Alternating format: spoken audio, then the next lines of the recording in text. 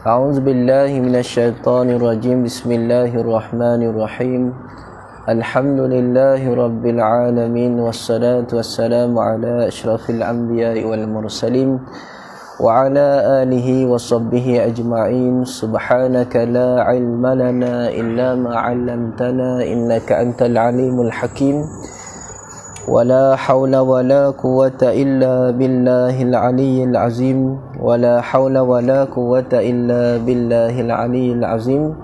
ولا حول ولا قوة إلا بالله العلي العظيم. اللهم صل وسلم على سيدنا محمد الفاتح لما أغلق والخاتم لما سبق ناصر الحق بالحق والحادي إلى صراطك المستقيم وعلى آله وصحبه حق قدره ومقداره العظيم. أما بعد، نويت تعلم وتعلم وتذكر وتذكر ونفع والانتفاع والإفادة والاستفادة والحث على التمسك بكتاب الله وسنة رسوله ودعاء إلى الهدى والدلالة على الخير ابتغاء وجه الله ومرضاته وقربه وثوابه. Jadi insya-Allah tuan-tuan puan-puan yang dirahmati Allah, sebelum kita mula majlis kita, marilah sama-sama kita membacakan sedikit zikir insya-Allah. La ilaha illallah Muhammadur Rasulullah fi kulli lamhatin wa nafasin adada ma wasi'ahu ilmullah.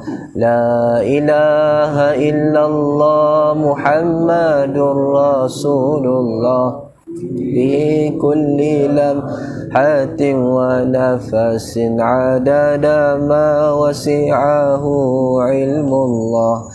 La ilaha illallah Muhammadur Rasulullah fi kulli lamhatin wa nafasin adada ma wasi'ahu ilmullah. Allahumma anta rabbi la ilaha illa anta khalaqtani wa ana abduka wa ana ala ahdika wa wa'dika mastata'tu. A'udzu bika min syarri ma sana'tu. Abu'u laka bi ni'matika alayya wa abu'u bi zambi faghfir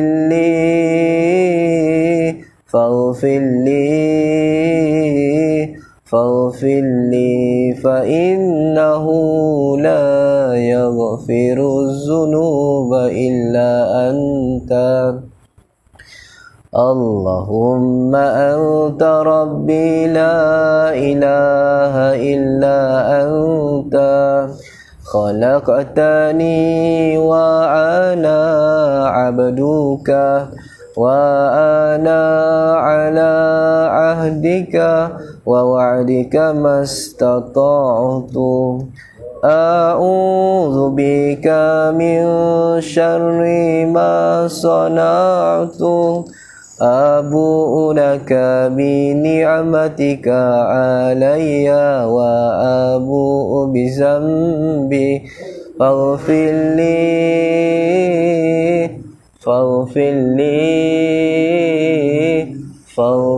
li fa innahu la yaghfiru dhunuba illa anta.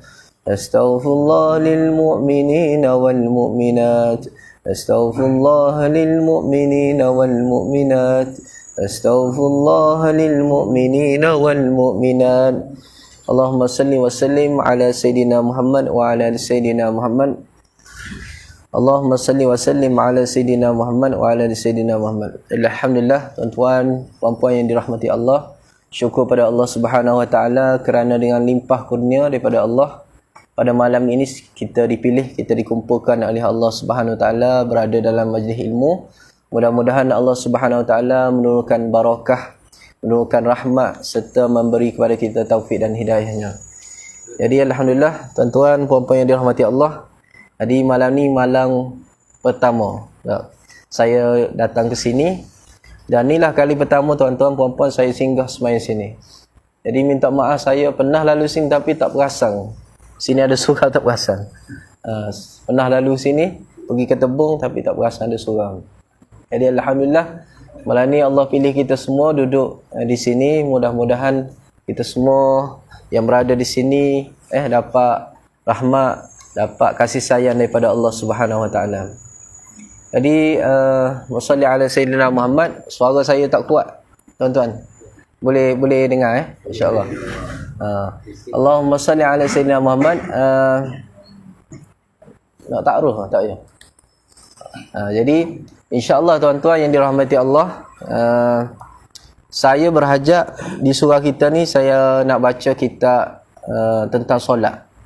Kerana banyak tempat saya cerita pasal, ada masjid saya cerita pasal tauhid, ada tempat masjid tasawuf, ada surah masjid kita ni Batam Melaka baca kitab sirah. Jadi saya rasa nak pula baca kitab bab solat berjemaah ni. Kerana yang pertama sekali, solat berjemaah ni kita buat setiap hari. Dalam solat berjemaah ni kita buat, seringkali kita tengok orang ni, ada orang tersalah melakukan, kita panggil apa, wassalli ala sayyidina Muhammad. Dalam dia melakukan solat tu, kita nampak keadaan dia tu seperti salah. Kita belajar dulu di sekolah, cikgu kata, ustazah kata bukan macam ni, tapi orang tu buat macam ni. Jadi Allahumma salli ala sayyidina Muhammad wa ala sayyidina Muhammad. Jadi sebab tu saya berhajat untuk baca kitab solat. Terutama dalam solat berjemaah ni, isu yang paling penting ialah masbuk dengan muafiq. Ramai orang tak faham masbuk dengan muafiq lagi. Contoh, dia datang lewat ke masjid, dia datang lewat ke surau, tiba-tiba dia tak sempat habis surah Al-Fatihah, imam pun rukuk. Allahu Akbar, imam rukuk. Maka dia tak faham ni, orang tak faham, dia kata ustazah ajar dulu Fatihah ni wajib habis. Maka dia habiskan Al-Fatihah, sedangkan dia masbuk. Jadi kalau dia teruskan baca Al-Fatihah sedangkan imam telah bangun daripada rukuk dan turun untuk sujud, solat dia tak dibatal. Tu risiko orang tak faham masbuk dengan muafiq. Sebab tu saya nak cerita sangat bab solat berjemaah ni, kerana kita solat ni kita semua dah tahu, dah maklum, daripada sekolah lagi kita dah belajar solat. Tapi solat berjemaah ni jarang ustaz-ustaz cerita tentang solat berjemaah. Baik, Allahumma salli ala sayyidina Muhammad. Jadi saya baca sedikit tuan-tuan yang dirahmati Allah. Okey. Qala musannif hafizahullah taala, hukum solat berjemaah. Hukum solat berjemaah selain daripada fardu Jumaat adalah fardu kifayah. Ke atas lelaki yang merdeka, bermungkin dan menutup aurat. Okey, 3 syarat solat berjemaah ni jadi fardu kifayah. Kalau solat Jumaat tu fardu. Okey. Fardu maksudnya mesti orang lelaki pergi solat Jumaat. Ada orang kata, tak apa ustaz, saya baru 2 kali tak pergi solat Jumaat. Dia kata 3 kali baru tak boleh. Tu 3 kali, ada setengah daripada ulama kata orang tak pergi 3 kali solat Jumaat boleh jadi kufur. Tak pergi solat Jumaat dengan sengaja boleh jadi kufur. Yang tu isu akidah. Dia tak pergi sembahyang Jumaat 3 kali, itu isu akidah, bukan isu hukum dosa dan pahala. Tapi kalau dia tak pergi sekali, dah berdosa dah. 2 kali berdosa juga, 3 kali dosa. Cuma 3 kali tu isu akidah. Kalau dia tak pergi 3 kali dengan sengaja solat Jumaat, maka hukumnya berdosa. Maka kalau ada jiran kita kena bagi tahu. Anak kita kena suruh pergi. Suami kita kena suruh. Kan? Wassalli ala sayyidina Muhammad, tengok hari Jumaat suami duduk main dengan burung lagi, kan? Main dengan burung dia lagi. Suruh bang pergi sembahyang Jumaat. Sembahyang Jumaat ni wajib. Tengok suami hari Jumaat pun rajin juga pergi kait buah sawit lagi. Maka kena suruh, kata bang hari Jumaat ni cutilah kerja kait buah sawit, pergi sembahyang Jumaat. Ada orang hari Jumaat pergi kutip segerak. Kutip segerak lagi. Wassalli ala sayyidina Muhammad. Jadi penat balik tak pergi sembahyang Jumaat. Sedangkan sembahyang Jumaat ni wajib. Tidak boleh uzurkan diri. Saya dulu tuan-tuan, waktu saya belajar dulu, nak cerita, Waktu saya belajar dulu kat nilai dulu, saya belajar kat USIM, nilai Universiti Sains Islam.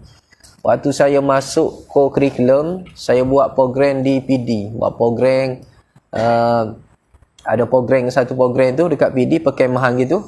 Maka lecturer saya tu orang Cina. Jadi yang saya buat program tu hari Jumaat. Maka lecturer saya Cina kata, you orang Islam bukan hari Jumaat kena pergi masjid. Pergi masjid. Habis tu macam mana? Semua kena pergi. Tu lecturer tak dia Cina tu angkut kami 3 kali, 3 trip. Mula-mula angkat 10 orang pergi hantar. Ambil lagi 2 kali sampai selesai semua. Dan lelaki situ pergi solat Jumaat. Jadi kalau orang bukan Islam faham sembahyang Jumaat ni wajib, sampai tara tu dia takut kita berdosa. Dia takut kita berdosa. Kita ni yang Islam tak takut berdosa, maka teruk kita. Jadi malu kepada orang bukan Islam. Hukum solat berjemaah ialah fardu lah. Solat jemaah ni fardu. Adapun solat berjemaah ni fardu kifayah. Maksudnya kena ada, macam surau kita ni ada orang sembahyang paling kurang 2 orang, tu paling kurang. Seorang tak lepas lagi fardu kifayah. Kerana seorang tak panggil sembahyang jemaah, dia panggil sembahyang seorang diri. Jadi paling kurang jemaah ini 2 orang. Bukan nak suruh datang 2 orang lain jangan datang. Maksudnya syarat paling kurang jangan sampai tak ada jemaah di surau kita. Kerana menghidupkan surau, menghidupkan masjid ini adalah fardu kifayah. Maksudnya kalau tak ada seorang pun sembahyang sini, habis berdosa seperti kampung. Begitu. Jadi kena ada wakil. Macam sembahyang jenazah, tak ada seorang pun sembahyang jenazah orang tu, maka semua sekampung berdosa. Itu maksud fardu kifayah. Maka Allahumma salli ala Sayyidina Muhammad wa ala Sayyidina Muhammad. Ke atas lelaki yang merdeka. Syarat fardu kifayah ni, satu syarat dia, lelaki tu merdeka. Kita semua dah merdeka. Dah merdeka ke belum kita? Jadi merdeka bukan maksud merdeka bulan 8 tu. Apa tu 31 Ogos bukan maksud negara merdeka, tapi merdeka maksudnya kita ini bukanlah seorang yang kita panggil apa, seorang hamba. Seorang hamba. Okay, zaman sekarang tak ada dah hamba kan. Zaman dulu ada hamba. Nabi Muhammad ada hamba. Salli ala Sayyidina Muhammad. Jadi isteri Nabi Muhammad, Khadijah, dia bagi hadiah kepada Nabi Muhammad seorang hamba lelaki. Nama dia Zaid bin Harithah. Nabi Muhammad ni dia tak suka buat orang hamba. Maka Nabi Muhammad bebaskan Zaid bin Harithah, jadikan anak angkatnya. Maka sehingga orang ni salah anggap, orang duduk ingat Zaid ni ialah anak Nabi. Sebenarnya Zaid ni adalah anak angkat Nabi Muhammad sallallahu alaihi wasallam. Jadi merdeka maksudnya bukan, lelaki ini bukanlah seorang hamba. Kalau dia bukan hamba, maka dia macam mana cakap ayat mudah. Kalau seseorang itu hamba, maka dia tidak boleh pergi solat berjemaah, melainkan dapat keizinan daripada tuan dia kalau hamba. Maka yang masuk fardu kifayah ni bukan orang hamba. Dan yang masuk fardu kifayah datang masjid surau ni bukanlah orang yang musafir. Musafir dia tak masuk fardu kifayah. Contoh saya ni orang musafir, tuan-tuan, contoh. Saya ni duduk Seremban, saya datang sini sekejap. Maka saya musafir, saya tak. Kalau saya macam mana cakap? Kalau dekat surau tuan-tuan ni orang musafir yang buat jemaah. Sembahyang maghrib orang yang musafir yang hidupkan sembahyang secara berjemaah. Orang tempatan tak buat, tak lepas lagi fardu kifayah. Kerana yang ditutup di sini adalah orang yang bermungkin, orang yang duduk sini. Lebih daripada 3 hari dia panggil mungkin. Kurang daripada 3 hari dia panggil orang yang musafir. Dan yang ketiga, menutup aurat. Syarat yang ketiga, orang yang diwajibkan ataupun fardu kifayah datang ke surau ini ialah menutup aurat. Maksudnya gini, ada orang zaman dulu dia baju dia selai sepinggan, kita panggil tak? Selai sepinggan. Jadi baju dia tak ada, baju yang dia pakai tu basah. Maka tak ada pakaian dia. Contoh. Maka duduk atas rumah tak ada pakaian lah. Adalah pakaian dalam, tapi pakaian dia nak keluar daripada rumah tak ada. Maka dia ini tidak termasuk dalam orang yang dikatakan fardu kifayah. Begitu. Jadi orang yang tak ada pakaian, dia tak mari masjid pun tak apa. Begitu. Tak ada pakaian, dia ada selai sepinggan yang baju dia. Zaman dulu gitu kan. Zaman sahabat begitu, baju tak banyak. Zaman kita ni mewah baju, berguni-guni baju kan. Kita tak habis nak pakai, kadang-kadang tikuh tolong pakai, lipah tolong pakai. Jadi baju kita ni banyak. Wassalli ala Sayyidina Muhammad. Jadi rumah saya pun banyak baju. Saya kemas bilik banyak baju. Bukan baju saya, baju orang rumah. Jadi saya baru tahu rupanya baju yang kita tak guna ni boleh hantar ke ni majlis apa? Majlis pembandaran Jasing. Jadi baju-baju kita tak guna boleh hantar situ. Nanti dia bagi kepada orang yang kena banjir. Dia akan pilih-pilih yang elok, dia akan bagi pada banjir. Saya tak tahu, saya baru tahu, tu saya hantar sana semua. Jadi zaman dahulu orang baju tak banyak. Jadi kalau orang tu dia ada selai sepinggan saja, maka dia tidak perlu datang masjid kalau tidak ada baju. Tapi syarat-syarat ni kebanyakan orang hari ni ada. Merdeka, bermungkin dan menutup aurat. Jadi pensyariatan solat berjemaah ini boleh dilihat melalui beberapa dalil Al-Quran dan hadis. Okey. Fardu kifayah ni pada orang lelaki je. Tuan-tuan, puan-puan, orang lelaki je. Orang perempuan tidak termasuk dalam fardu kifayah ni. Orang lelaki sahaja. Orang lelaki. Orang perempuan, solat dia paling afdal di rumah. Di rumah dia. Dan tempat paling afdal dalam rumah bagi orang perempuan solat ialah di dalam biliknya. Maka orang perempuan yang solehah, solatnya di rumah. Begitu. Orang lelaki yang soleh, solatnya di masjid. Jangan kita tertukar, bertukar. Jadi orang lelaki pula jadi solehah, solat di rumah. Kan orang perempuan jadi soleh, solat di surau. Maka Allahumma salli ala Sayyidina Muhammad. Kita duduk rumah, orang perempuan dia sunat afdal solat rumah. Jadi kita datang sini sebab ada majlis ilmu. Bila ada majlis ilmu, maka nak menuntut ilmu tu wajib. Maka wajib sebab datang sini sebab nak tuntut ilmu. Adapun solat berjemaah, orang perempuan datang masjid sunat saja hukumnya, sunat, bukan fardu kifayah. Sama juga solat Jumaat, sunat je orang perempuan. Bukan kita kata fardu kifayah. Jadi orang perempuan solat dia paling afdal di rumah dia, dan tempat paling afdal di rumah dia dalam bilik dia. Jadi kita sebagai seorang perempuan kena buat satu tempat khusus untuk kita solat kat rumah. Contoh, rumah kita ada 3 bilik. Bilik tengah biasa kita buat solat. Maka tu lagi afdal. Anak tak boleh usik, ni tempat mak solat contoh. Ataupun kita tak buat tempat dalam bilik, kita buat satu tempat, satu sudut. Kita buat dekor sikit, letak lansir sikit contoh sejadah kita. Itulah tempat mak solat. Maka afdal buat begitu. Maksudnya orang perempuan afdal buat satu tempat untuk dia solat dalam rumah. Begitu. Allahumma salli ala Sayyidina Muhammad wa ala Sayyidina Muhammad. Gitu. Jadi orang perempuan ni kena usaha biar boleh solat awal waktu. Tu je.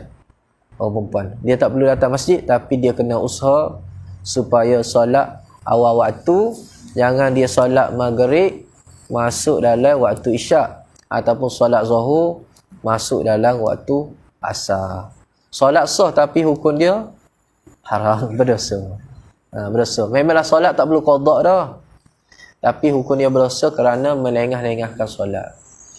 Jadi waktu saya duduk rumah sewa dulu, waktu belajar ada seorang kawan saya ni. Rumah sewa ni kita duduk dalam tu, ada budak yang fakulti sains, ada fakulti agama, ada fakulti bahasa. Jadi saya pilih, geng saya pilih ni syarat dia tak isap rokok je, duduk rumah sewa saya. Jadi ingat aku bila pilih orang tak isap rokok ni, malaikat semualah. Soalan gitu. Kita ingat orang-orang baik lah. Jadi bila duduk situ, tak juga, macam-macam. Ada yang tak semayang pun semua. Jadi ada seorang tu saya jumpa, dia semayang zuhur dekat-dekat nak asar. Kadang-kadang dia semayang 2 rakaat zuhur masuk asar. Jadi kita tanya, apa sah kamu? Apa sah kau ni solat ujung-ujung waktu? Dia kata sebabnya kalau solat awal waktu sunnah, solat akhir waktu wajib. Jadi dia solat akhir waktu. Tu cara dia jawab. Allahumma salli ala Sayyidina Muhammad. Jadi dia boleh jawab. Nasib baik dia boleh jawab.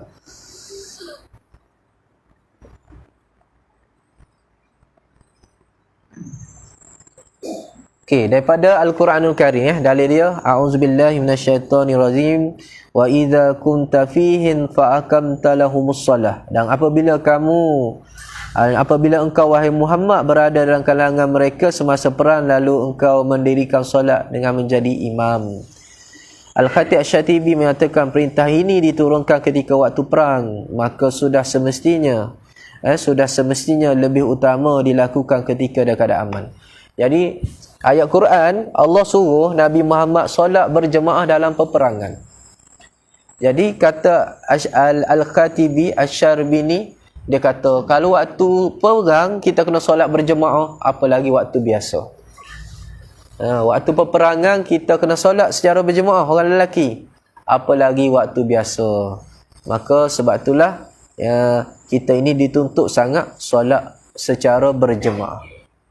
Wassalli ala Sayyidina Muhammad wa ala ali Sayyidina Muhammad. Jadi waktu dalam peperangan Nabi solat berjemaah. Tapi ada cara dia lah tuan-tuan, tak sama dengan kita solat sekarang ni. Solat dalam peperangan dia ada tata cara dia. Contoh, sah yang pertama rukuk, sah yang kedua qiyam, tak boleh rukuk. Sah yang kedua qiyam, sah yang pertama sah yang kedua rukuk, sah yang pertama qiyam. Jadi dia bergilir begitu. Berjaga. Dia ada tata cara dia. Tapi nak ceritanya dalam peperangan pun kena solat berjemaah, apalagi kalau kita dalam waktu aman sebegini, maka sangat dituntut solat berjemaah. Jadi solat berjemaah ni ada kelebihan dia tuan-tuan.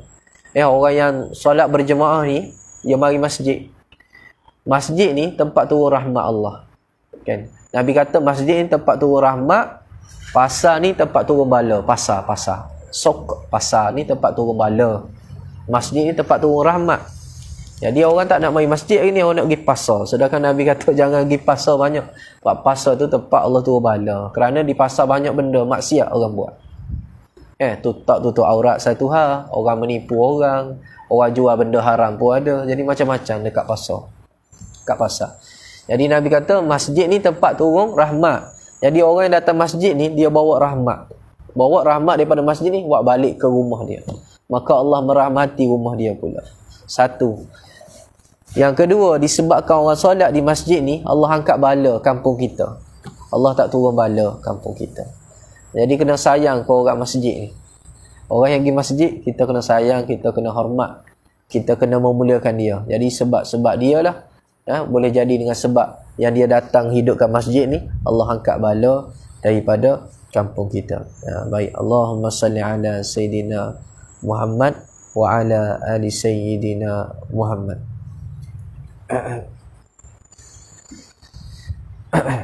Dan orang masjid lah orang yang boleh kita harap sekali kat dia daripada orang lain. Kan orang masjid kita kata hari ni mari kita nak buat tahlil, maka dia lah orang kita boleh harap. Kalau orang lain kita ajak, belum tentu dia datang. Belum tentu dia doakan kita. Jadi orang masjid ni dia lah harapan kita. Sebab tu orang tak datang masjid sekalipun, kalau nak buat tahlil, nak minta doa, dia panggil orang masjid juga. Kerana dia tahu orang masjid ni tak pernah menghampakan mereka. Tu kelebihan orang datang masjid. Ada kelebihan lagi seperti mendapat bayangan arasy Allah pada hari akhirat. Dapat bayangan arasy. Banyak kelebihan orang masjid dah. Okey. Kemudian daripada Abu Hurairah bahawa Nabi SAW bersabda, salatul jamaah afdalu min salatil fazzi bi 27 darajah. Yang kedua, solat secara berjemaah lebih baik daripada solat bersendirian sebanyak 27 darajat. Yang ni kita Wassalli ala Sayyidina Muhammad, kita pandai lekeh tuan-tuan. Hari ni orang panggil lekeh 27 darajat dengan 1 darajat. Orang solat seorang diri dapat 1 darajat. Solat berjemaah dapat 27 darajat. Tapi kebanyakan orang pandai lekeh. Dia tak rasa 27 darajat tu besar. Kerana benda pahala ni, pangkat di sisi Allah ni kita tak nampak. Maka tak rasa besar. Jadi Wassalli ala Sayyidina Muhammad. Kalau anak murid saya di sekolah, saya marah. Kan? Waktu koko ke semaya di sekolah, semaya Zuhur. Jadi waktu lain tak semaya di sekolah, waktu koko semaya di sekolah. Jadi bila kita suruh solat, dia solat seorang diri, padahal ada ramai orang. Jadi marahlah kita, sebabnya Allah nak bagi pahala banyak. Sedangkan jemaah kita boleh buat jemaah, tiba-tiba kita solat seorang diri. Maka perbuatan sebegitu makruh hukum dia. Tolak pahala yang Allah nak bagi banyak, kita tolak, maka perbuatan kita makruh. Orang ramai, tiba-tiba yang ni solat sini, yang ni solat sini, yang ni solat sini. Jadi, kalau anak murid saya marah kerana rugi. Dah ada orang kita solat lah secara berjemaah. Gitu. Kita, walaupun kita malas mari masjid, dah kita keluar rumah, tiba-tiba orang azan, singgah sembahyang masjid. Gitu, cara dia.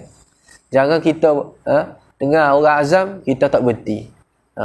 Jadi Allah dah takdirkan dah tu kita tu. Allah nak panggil dah kita tu mari masjid. Kita kebetulan orang azam, kita berhenti kecil di masjid. Contoh. Allah nak suruh kita sembahyang masjid, dia tak. Start motor balik pergi juga. Jadi rugi Orang suruh itu rugi. Dunia ni tak rasa rugi.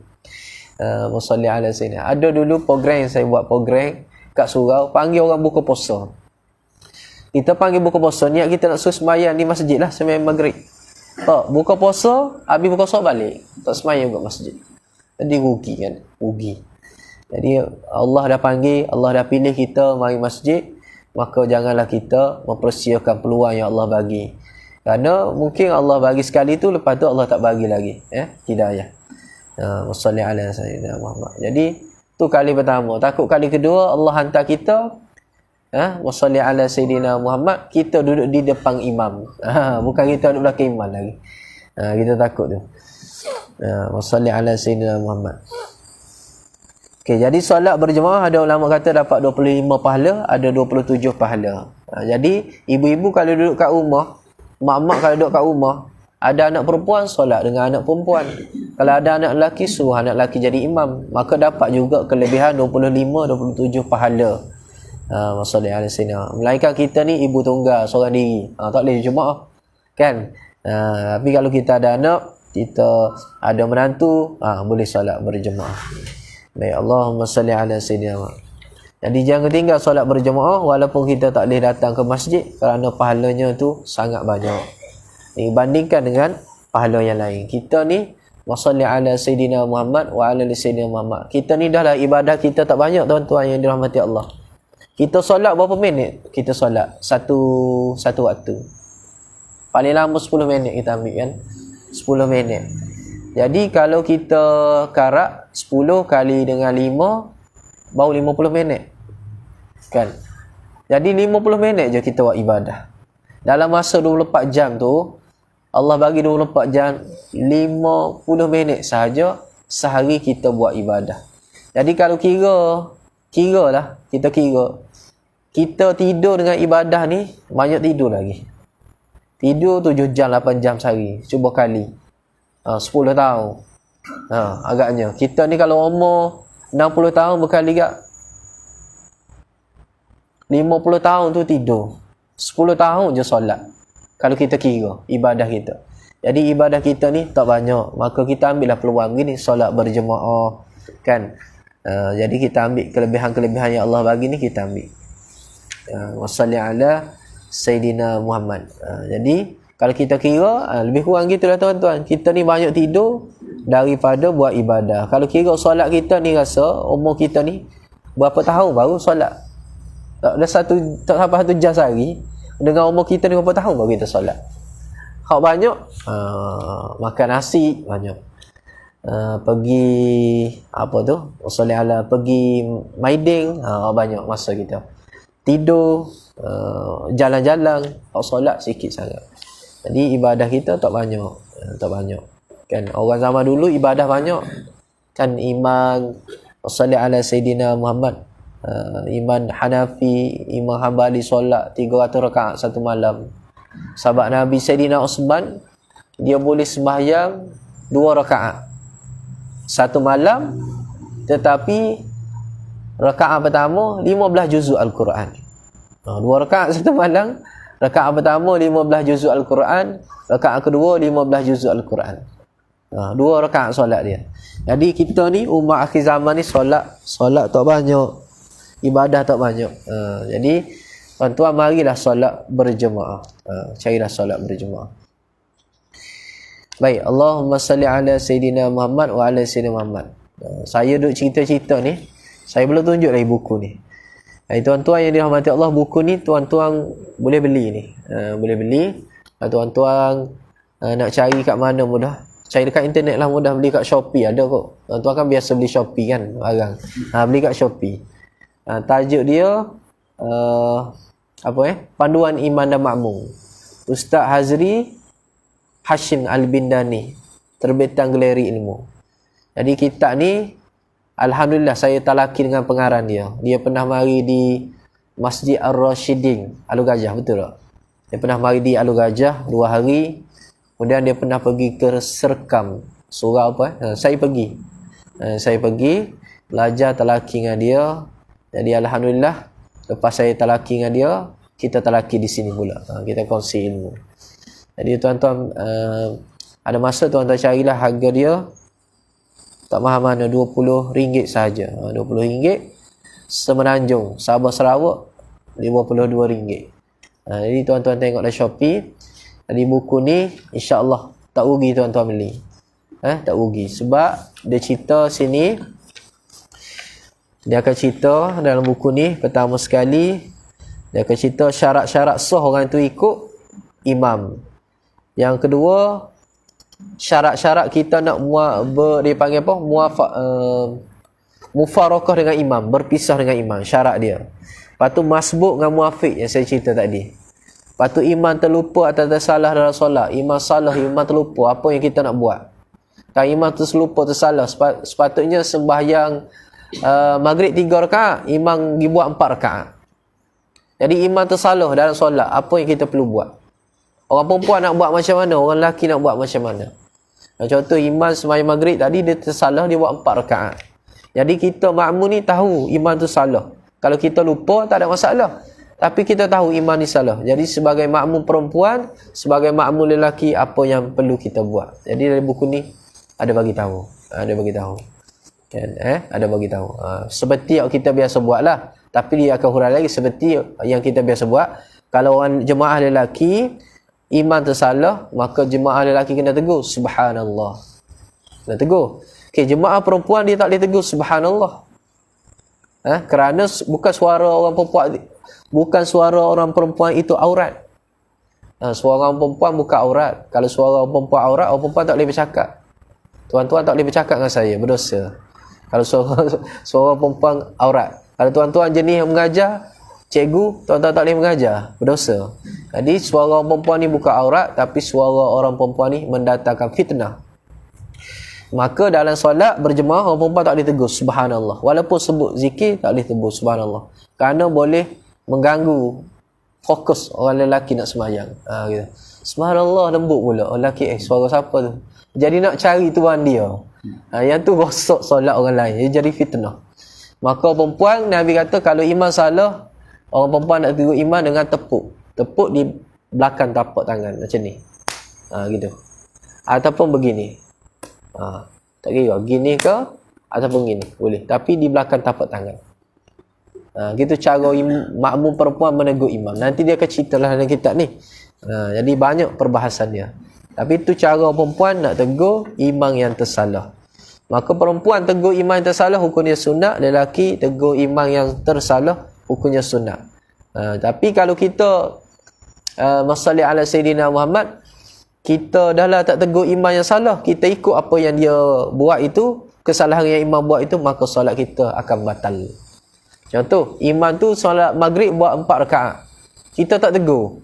Dia imam tak akan salah kot. Imam kan tak akan salah. Contoh gitu.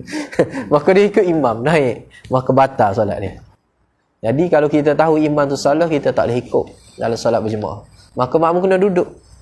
Duduk ramai-ramai, tegur subhanallah yang lelaki. Perempuan tepuk. Imam kata, teruk benar salah aku ni. Gitu. Maka semua orang tegur. Maka imam kata, oh ni betul aku salah. Maka imam tu kena turun. Kalau imam tak turun juga, imam rasa dia betul. Ada imam gitu. Aku tak salah, aku betul. Makmum salah. Makmum salah dia rasa. Maka biarlah dia teruskan solat dia. Kita makmum kena tunggu situ lah. Tunggu pada tahiyat akhir. Sampai imam turun. Ataupun makmum tak boleh sabar lama sangat, kena mufarakah.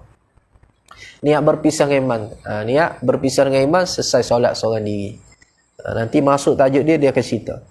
Dalam ni juga dia cerita tentang macam mana cara nak gantikan imam, adab dan kesempurnaan solat berjemaah, beberapa adab dan etika solat berjemaah, beberapa catatan hukum tambahan mengubah niat dalam solat, imam takbir 2 kali selepas takbiratul ihram, makmum masbuk mengikut kepada makmum masbuk mengikut kepada makmum masbuk yang lain setelah imam beri salam.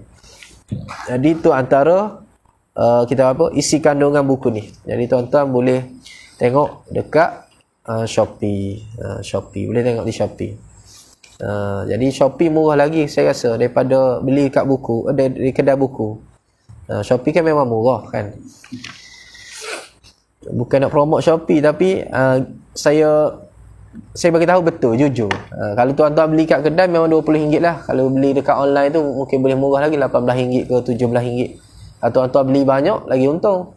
Boleh kongsi post. Boleh kongsi harga post. Baik, tuan-tuan beli buku ni saya tak dapat apa-apa, yang dapatnya pengarang kitab. Saya cumanya kita nak kongsi ilmu. Sebab buku ni saya rasa bermanfaat, maka sepatutnya kita kena ada. Sebab kadang-kadang kita ni bila ustaz cerita sini ingat kan, balik rumah suami tanya, tadi belajar apa? Lama fikir. Apa tak ingat dah. Tak ingat. Balik rumah tak ingat. Maksudnya. Okey, sikit lagi tuan-tuan boleh. Dah syak dah kan? Dah syak dah kan? Okey. Yang pertama dia kata fardu ain. Fardu ain di dalam kitab At-Tariq As-Sadidah dia kata 7 hukum solat berjemaah. Yang pertama fardu ain. Solat Jumaat ke atas mereka yang memenuhi syarat wajib Jumaat. Syarat wajib Jumaat ni, orang yang memenuhi syarat wajib Jumaat seperti dia bukan musafir, dia bukan hamba, maka dia wajib pergi solat Jumaat. Dan termasuklah orang yang wajib, orang tak wajib pergi solat Jumaat ni orang yang tak boleh nak tutup aurat tadi tu. Maksudnya dia ada baju satu helai. Jadi zaman sekarang tak ada dah. Maksudnya ada baju satu helai, baju dia rosak ataupun baju dia basah, dia tak boleh nak pergi solat jemaah, maka dia dimaafkan. Tapi hari ini tak ada dah orang seperti itu. Yang ada baju selai. Yang adanya pak kaduk je. Yang pak kaduk. Dia buat baju pakai kertas. Yang kedua yang kedua hukumnya fardu kifayah. Solat fardu berjemaah ke atas para lelaki merdeka dan bermukim mengikut pandangan Muhammad An-Nawawi.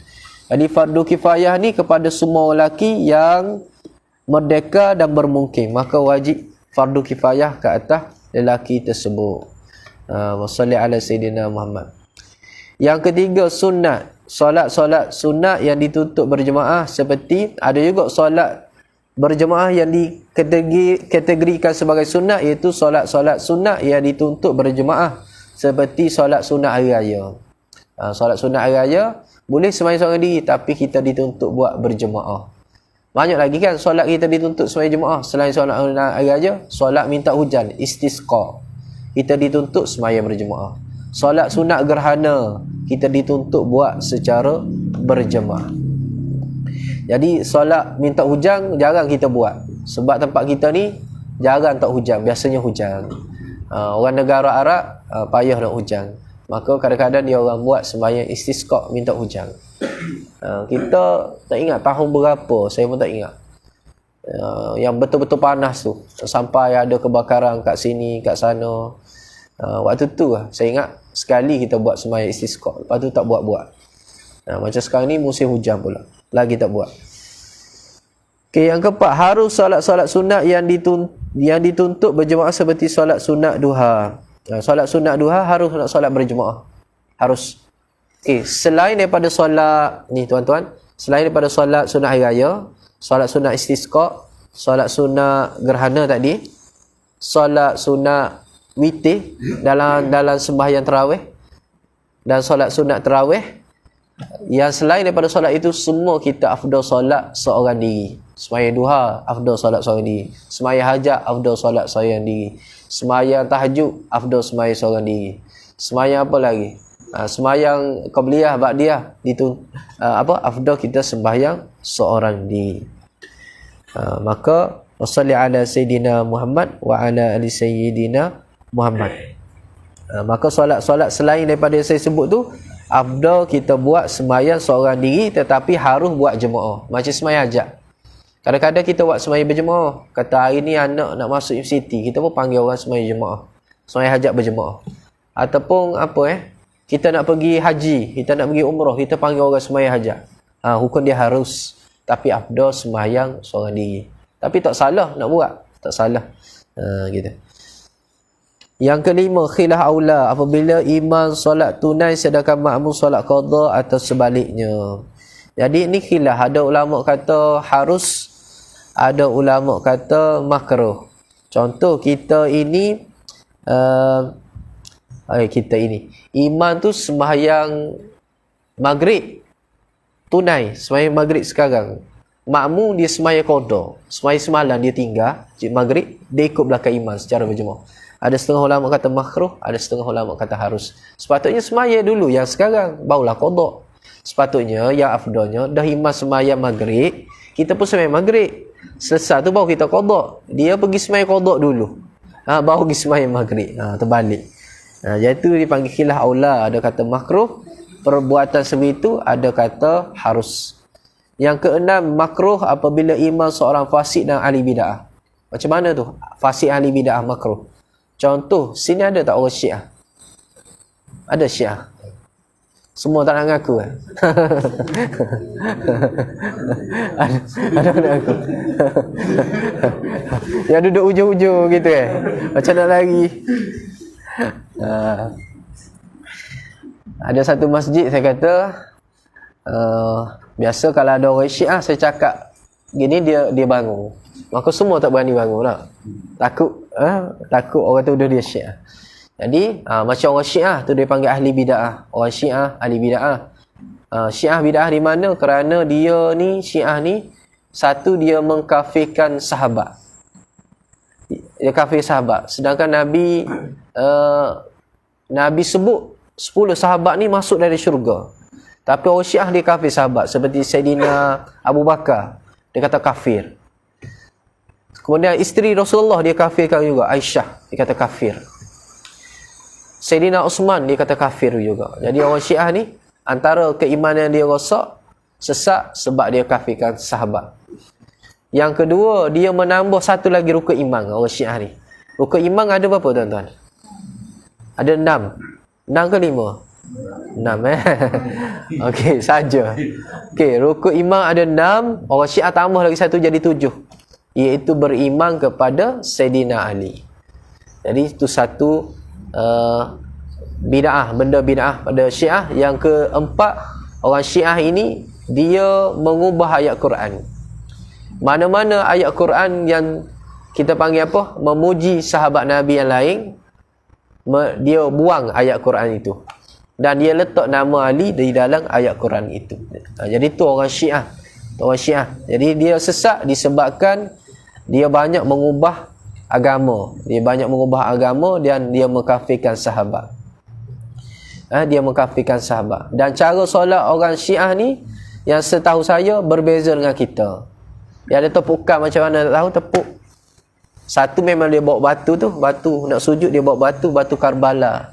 Batu Karbala dia ambil daripada mana? Karbala mana? Iran ke mana? Dia ambil batu tu, nak sujud dia akan letak batu tu. Macam buah kerong. Kita ingat buah kerong tak? Tu batu tu. Dia dah buat khas untuk sujud. Jadi tu, sebab tu kalau kita sembahyang belakang orang Syiah, hukumnya makruh. Selagi mana dia buat perkara dan solat itu tidak membatalkan solat. Kalau dia rukuk dua kali, sepatut rukuk sekali, kita tak boleh ikut dia. Solat dia batal, kita tak boleh ikut. Tapi kalau solat dia macam solat kita tahu dia Syiah, kita tahu dia ni Syiah, kita kenal dia, maka hukumnya makruh kita solat di belakang orang Syiah. Gitu, orang Syiah. Tak kira lah orang ahli sesat yang lain pun. Dia ni dukung ke, pawang ke, dia buat benda yang bid'ah, maka kita ikut di belakang dia, maka bid'ah. Ataupun orang tu orang fasik. Fasik ni macam mana? Orang yang mengkali dosa. Contoh orang mengkali dosa ni apa? orang yang macam mana mengakali dosa. Nak bagi contoh takut terasa hati. Masuk orang mengakali dosa ni sebagai contoh, dia ni kehidupan dia ni kekal dengan tak tutup aurat. Kalau dia lelaki, biasa lelaki jadi mana? Dia tak tutup aurat, keluar rumah pakai seluar pendek, pergi pasar seluar pendek, mari masjid dia pakai seluar panjang. Jadi tiba-tiba dia jadi imam, kita ikut, hukumnya makruh. Hukumnya makruh. Solat kita sah, tetapi hukumnya makruh. Ataupun dia ni, seperti dia ni, orang lelaki dia haram pakai gelang. Ada kan orang lelaki pakai gelang besar tu, dia panggil apa, benga apa? Benga, pakai gelang je, pakai gelang besi. Tak kira dia kata nak jadi ubak ke apa, tak kira. Orang lelaki pakai gelang, hukumnya haram. Maka kalau kita ikut di belakang dia, maka kita sembahyang di belakang orang fasik, orang yang mengakali dosa, hukumnya makruh. Hukumnya makruh. Gitu. Artis orang fasik tak? Kalau kita kata gitu orang marah. Artis yang kita minat tu orang fasik ke orang tak fasik? Ada yang tak fasik, ada yang fasik kan. Jadi kalau artis tu orang yang fasik, makruh kita ikut dia, kita ikut solat berjemaah di belakang dia. Makruh, hukumnya makruh. Wassalli ala sayyidina Muhammad wa ala sayyidina Muhammad. Ni saya bukan nak cerita buruk. Ada orang ni yang saya kenal, dia ni tempat orang sini panggil apa? Ayam tu. Sambu ayam dia pergi. Orang berjudi dia pergi. Masjid pun dia pergi. Jadi dia ni jenis mengaji boleh. Mengaji boleh. Maksudnya dia walaupun dia pergi judi, ngaji dia okey. Macam mana? Mengaji dia betul. Juru, mengaji dia betul. Tapi orang pergi judi, dia berjudi. Orang sabu ayam, dia sabu ayam. Jadi, wassalli ala tahi, musim sembelih lembu, raya haji dia je sembelih. Gitu. Wassalli ala sayyidina Muhammad. Jadi, orang sebegitu, kalau kita kenal hukumnya makruh, kita ikut di belakang dia. Jadi ada. Ada orang sebegitu. Saya tak nak cerita tempat mana, sebab saya pernah jumpa. Wassalli ala sayyidina Muhammad wa ala sayyidina Muhammad. Kan? Pakai kopiah, pergi beli nombor. Wassalli ala sayyidina Muhammad. Aduh. Apa tadi nak cakap? Fasik ataupun ahli bidah. Wassalli ala sayyidina Muhammad wa ala sayyidina Muhammad. Jadi tu yang makruh. Adapun yang lain, dia bendera kuning, bendera kuning. Dia bendera biru, kita bendera hijau, yang tu tak makruh. Yang makruh pada perangai dia. Pada perangai dia, kelakuan dia tu. Dia tu fasik ataupun ahli bidah, itu makruh. Ataupun dia berbeza bendera warna lain-lain, ataupun dia ini apa lagi Wassalli ala sayyidina Muhammad. Dia wassalli ala sayyidina Muhammad, dia dengan kita tak sama sepahaman ke, maka tidak makruh ikut di belakang dia kalau dia bukan fasik ataupun ahli bidah. Ada orang dulu teruk dulu, dia beza bendera. Maksud saya ni bendera politik. Dia beza bendera politik. Yang ni bendera hijau, yang ni bendera biru. Maka yang hijau tak ikut belakang biru dulu. Saya tak tahu sini tak kot. Belah-belah kampus saya kot. Belah-belah kampus saya, belah-belah Kelantan, Terengganu. Sampai tahap tu kan. Maksudnya masjid jadi ada dua, masjid hijau, masjid biru. Sedangkan kita nak sembah Tuhan yang satu, Tuhan yang sama. Jadi begitu. Jadi tak patut masjid kita bawa benda sebegitu. Kira dia bendera apa sekalipun, selagi dia bukan ahli bid'ah, dia bukan ahli fasik, maka kita ikutlah belakang dia. Yang ketujuh, haram tetapi sah apabila berjemaah di tempat yang dirampas, atau apabila ditunaikan berjemaah di membani akan luput waktu. Haram tetapi sah apabila berjemaah di tempat yang dirampas, atau apabila ditunaikan berjemaah di bimbang akan luput waktu. Macam haram kita sembahyang satu tempat yang dirampas. Maksudnya tanah orang. Tanah orang buat surah. Tuan dia tak bagi, kita buat contoh. Lepas tu kita sembahyang situ, hukumnya haram. kerana tanah orang. Tempat yang dirampas. Wassalli ala Sayyidina Muhammad wa ala ali Sayyidina Muhammad. Jadi gitu jarang berlaku tempat kita. Yang biasa berlaku gini. Biasa berlaku waktu arwah waktu ayah dia ada, ayah dia kata wakaf. Ni tapak ni saya wakaf supaya buat surah lah. Tapi kesilapannya dia tak tukar. Dia tak gezet di geran tu letak tanah ni sebagai tapak wakaf. Jadi bila ayah mati, anak dia nak tuntut balik, nak tanah ni. Tak kira masjid-masjid lah, saya nak tanah saya. Kau tak boleh buat apa-apa, dia main dengan undang-undang. Biasa berlaku gitu. Dirampas ni tidak berlaku. Maka kalau dia berkeranak, bagilah. Kita tak perlu. Kita takut kita semaya, jadi haram pula kita semaya tu. Sebab tempat itu bukan hak kita. Tumpang tanah tak apa. Boleh semaya tumpang tanah. Yang ni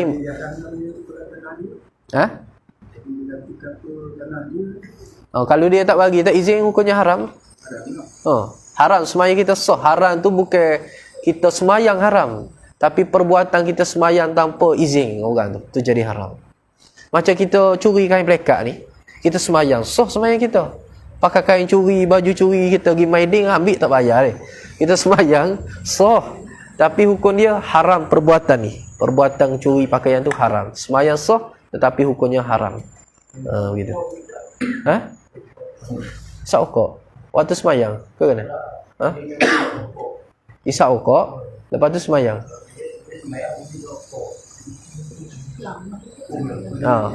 Dia sembahyang, lepas tu dia isap. Jadi rokok ni saya tak isap rokok. Saya cakap dulu. Rokok ni dia khilafiyah, benda yang khilaf. Ada ulama kata makruh, ada ulama kata haram. Jadi bila ulama khilaf, kita tak boleh nak kata benda tu sebagai benda yang maksiat. Gitu. Hujah dia. Bila ada khilaf, ada ulama kata rokok ni makruh baru, ni kata haram. Jadi bila khilaf ulama, kita tak boleh kata benda itu maksiat. Jadi bila kita tak boleh kata benda itu maksiat, kita tak boleh nak kata dia tu dosa. Kita tak boleh, maksudnya kita boleh cakap isap rokok ni tak baik, gitu saja. Tapi tak ada kita nak cegah seperti orang buat khalwat, seperti orang minum arak. Tak ada sampai kita cegah tahap tu, kerana khilaf ulama. Dia boleh cakap saya ambil pandangan ulama kata makruh, gitu pula. Jadi kita tak boleh, maksudnya kita tak boleh bertegah mana bab itu kerana ada khilaf ulama. Gitu. Tengok kajian pun tak boleh nak ambil tindakan orang isap rokok. Dia naik harga rokok, letak gambar orang apa? Darah lah, dada apa, supaya orang takut, gitu je. Nak ambil tindakan supaya tak isap rokok langsung tak boleh kerana khilaf ulama. Tapi arak boleh ambil tindakan tegah. Dadah boleh ambil tindakan tegas. Boleh disabitkan dengan kesalahan jenayah. Jadi hukum orang yang isap rokok, hukumnya gini. Kalau dia isap rokok itu, waktu dia isap rokok dalam masjid, lepas tu dia semayang, mulut dia bau, mengganggu orang sebelah, maka hukumnya makruh. Tapi kalau tak bau, orang sebelah tak terganggu, maka hukumnya tak makruh. Isap rokok di luar tu hukum lain, makruh dengan haram. Isap rokok di luar. Cuma isap rokok sebelum sembahyang, kalau bau, ganggu jemaah sebelah bau, maka hukumnya makruh. Adapun isap rokok di situ tu, itu hukum lain. Hukumnya makruh dengan haram. Kan, Melaka ni tak tahu fatwa haram ke makruh. Negeri Sembilan tak tahu. Saya pun tak tahu, tak cek. Tak cek. Ada negeri pun, ada setengah negeri kata haram isap rokok, setengah negeri macam Perlis kata haram isap rokok. Ada setengah negeri seperti Negeri Sembilan, rasa tak silap saya makruh. Jadi fatwa pun tak selaras. Gitu. Tapi walaupun makruh, benda itu tak elok lah. Benda itu tak elok, isap rokok. Kita pun tahu isap rokok ni tak elok. Dia panggil satu isap rokok ni bazir lah. Bazir. Dia tak beri apa-apa manfaat kepada kita. Gitu. Wassalli ala Sayyidina Muhammad wa ala Sayyidina Muhammad. Tapi kalau di sekolah kita tak cerita gini lah. Kalau di sekolah saya tak cerita gini, khilafiyah. Haram tu, haram. Isap rokok, haram. Di sekolah tak boleh. Di masjid, sebab kan orang macam-macam, kita kena bagi tahu ilmu yang sebenar. Di sekolah kita kata haram. Lagipun peraturan di sekolah budak tak boleh hisap rokok. Tak boleh hisap rokok. Kena ambil tindakan disiplin, hisap rokok. Kan dia ada umur dia kan, 18 tahun ke atas. Barulah ni dibenarkan. Kalau bawah 18 tahun tak boleh kan. Haram dan tidak sah apabila peraturan zahir solat makmum dan imam tidak sama, seperti solat fardu ikut imam di belakang solat jenazah. Ada juga solat tidak haram dan tidak sah, seperti tu yang terakhir, seperti dia sembahyang maghrib ikut di belakang orang sembahyang, dia sembahyang maghrib ikut imam yang sembahyang jenazah, maka hukumnya haram, tidak sah solat dia. Ada lagi sembahyang lain yang tidak sah kita ikut, seperti orang sembahyang sunat gerhana, kita sembahyang isyak di belakang sembahyang sunat gerhana, maka tidak sah dan tidak sah dan haram perbuatan kita itu. Kerana aturan solat tu tak sama. Kalau peraturan solat tak sama, maka solat kita tidak sah. Solat gerhana dia beza macam mana? Dia ada 2 kali rukuk. 2 kali rukuk. 2 kali rukuk. Solat gerhana dia ada 2 kali rukuk, tuan-tuan. Tuan-tuan bangun sembahyang gerhana, baca surah Fatihah, baca surah, dia akan rukuk. Lepas rukuk tu dia iktidal, baca Fatihah, baca surah, rukuk lagi sekali. Jadi peraturan solat tu tak sama. Jadi bila kita ikut orang solat sembahyang gerhana, solat kita tidak sah. Ikut di sembahyang orang sembahyang belakang orang sembahyang apa tadi? Sembahyang jenazah juga tidak sah, kerana sembahyang jenazah dia tak ada rakaat, dia pakai takbir. Maka tidak sah. Begitu. Adapun kita ikut di belakang orang sembahyang sunat, sah kerana peraturan solatnya sama. Kita sembahyang maghrib, dia sembahyang sunat selepas maghrib. Kita kan sembahyang maghrib lewat. Jadi orang tu sembahyang sunat lepas maghrib, kita nak pahala berjemaah, kita pun jadi makmum dia, boleh sah. Sebab peraturan solatnya sama. Rukuk sama, iktidal sama, sujud sama. Yang tak boleh, peraturan solat tu tak sama. Macam solat jenazah, dia tak ada rukuk, tak ada iktidal, dia pakai takbir. Solat gerhana tadi dia rukuk 2 kali. Maka kalau ikut di belakang orang solat begitu tidak sah. Ada lagi satu tambahan, tak sah juga orang yang sembahyang qasar ikut di belakang orang sembahyang tamam. Dia nak sembahyang 2 rakaat, ikut orang sembahyang 4 rakaat, tidak sah juga. Begitu. Tidak sah juga. Jadi kalau dia nak sembahyang di belakang orang yang dia nak ikut orang yang sembahyang 4 rakaat, dia kena buat 4 rakaat juga, dia tak boleh buat qasar. Begitu. Okey, ada soalan tak tuan-tuan? Saya nak berhenti situ lah.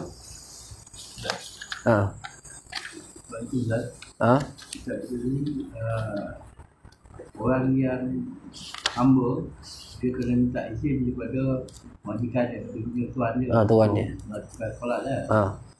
Sekarang ni contoh ada syarikat yang dia tak benarkan pekerja dia untuk melakukan untuk mengerjakan solat. Dia kena ikut waktu dia. Mana dia tak benarkan, selagi tak masuk waktu, tak ikut waktu dia, dia tak boleh keluar. Okey. Solat kena tak? Okey.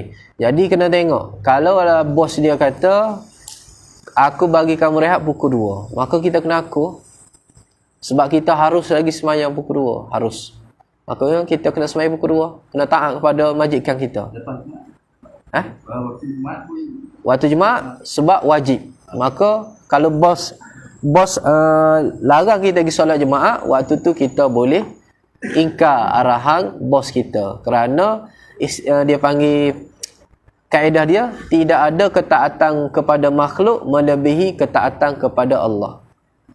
Maksudnya kalau kita ikut bos kita, hari tu kita berdosa kepada Allah.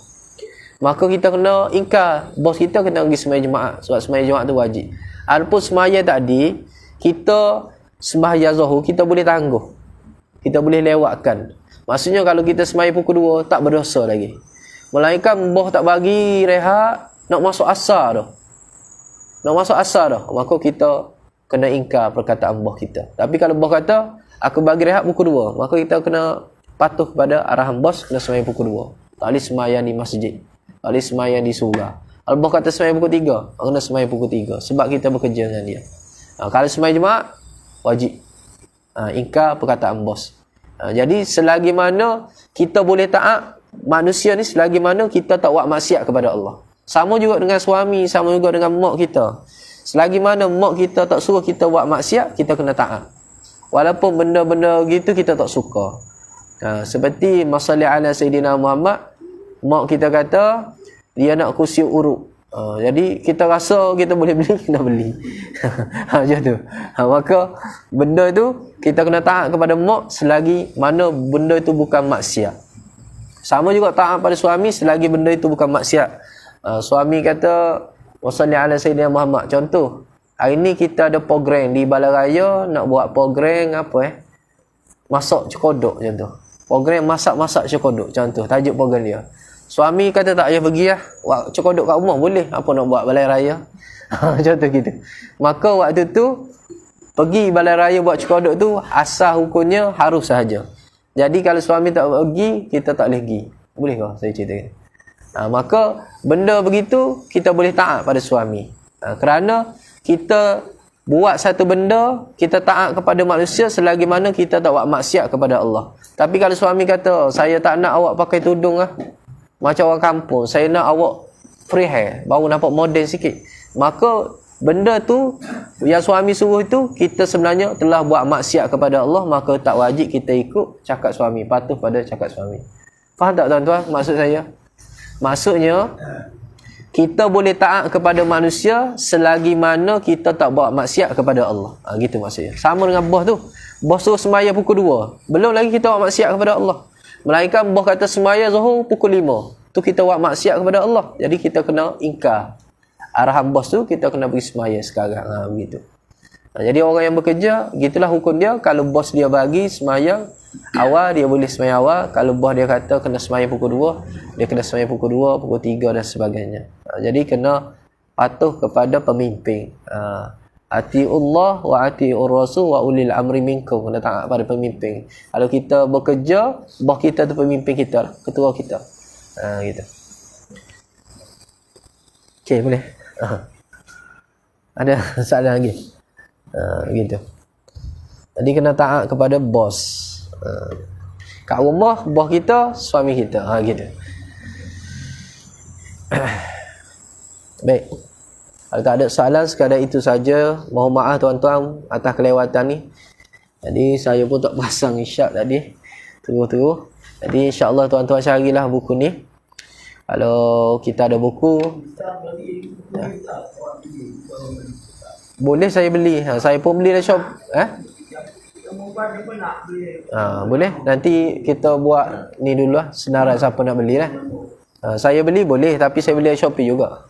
Gitu ya. Ada masalah. Sama. Baik. Jadi kalau tak ada soalan, sekadar itu saja buku ni. InsyaAllah nanti tuan-tuan bagi saya nama siapa yang nak kat pengusi kita ni, Tuan Haji kita ni. Nanti kita usaha kita beli ya, insyaAllah. Jadi sekadar itu saja tuan-tuan yang dirahmati Allah. Mohon maaf atas kekurangan. Terima kasih atas perhatian. A'udzubillahi minasyaitonirrajim. Bismillahirrahmanirrahim. Allahumma arinal haqqa haqqan warzuqna ittiba'ah wa arinal batila batila warzuqna istinabah wa la taj'alhu multabisan alaina fanadillu waj'alna lil muttaqina imama. Ya Allah, ya Tuhan kami, jadikanlah perhimpunan kami ini satu perhimpunan yang diberkati dan perpisahan kami selepas ini satu perpisahan yang dirahmati. Ya Allah, ya Tuhan kami, sekiranya ada di kalangan kami dalam kesusahan, ya Allah, bantulah ya Allah, permudahkanlah urusannya ya Allah. Sekiranya ada di kalangan kami dalam kesakitan, ya Allah, berikanlah kesembuhan kepadanya ya Allah, ampunilah dosa-dosanya ya Allah. Wa sallallahu ala sayyidina Muhammad wa ala alihi wa sahbihi wasallam walhamdulillahi rabbil alamin. Azza wa billahi taufiq wal hidayah. Wassalamualaikum warahmatullahi wabarakatuh.